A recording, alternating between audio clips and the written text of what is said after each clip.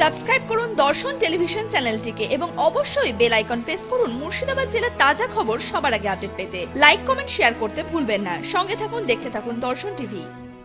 কংগ্রেসের কর্মীদের মিথ্যে মামলায় ফাঁসানোর প্রতিবাদে রাজপথে মিছিলে নামল ছাত্র পরিষদ ও যুব কংগ্রেস। তৃণমূল যুব নেতা খুনে অবিলম্বে মূল অভিযুক্তদের গ্রেপ্তারের দাবিও তোলেন সংগঠনের নেতাকর্মীরা।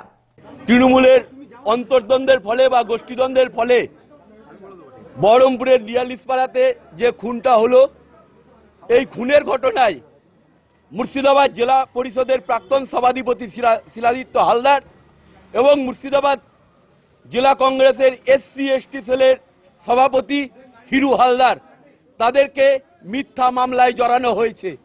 এর আগেও এদেরকে মিথ্যা মামলায় জড়িয়ে জেল খাটানো হয়েছিল। আবার আমরা দেখতে পেলাম এই ঘৃণ্য চক্রান্ত, তৃণমূলের যে ঘৃণ্য চক্রান্ত, এই চক্রান্তের শিকার শিলাদা এবং আমাদের সকলের প্রিয় হিরুদা। তাই তাদের সাথে আমাদের মুর্শিদাবাদ জেলার আপামর যুব কংগ্রেস সাথে আছে, পাশে আছে। সেজন্যই আমাদের এই প্রতিবাদ মিছিল।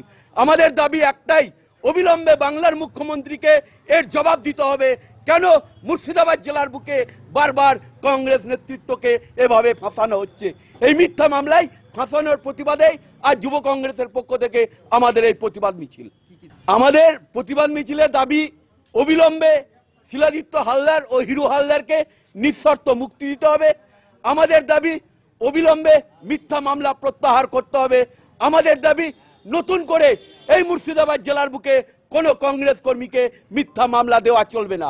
মূলত এই দাবিতেই আজ আমাদের এই মিছিল। ডোমকল পুরসভা মানুষের সাথে, মানুষের পাশে। জনস্বার্থে ডোমকল পুরসভা ও পুরপতি সৌমিক হোসেনের পক্ষ থেকে প্রচারিত।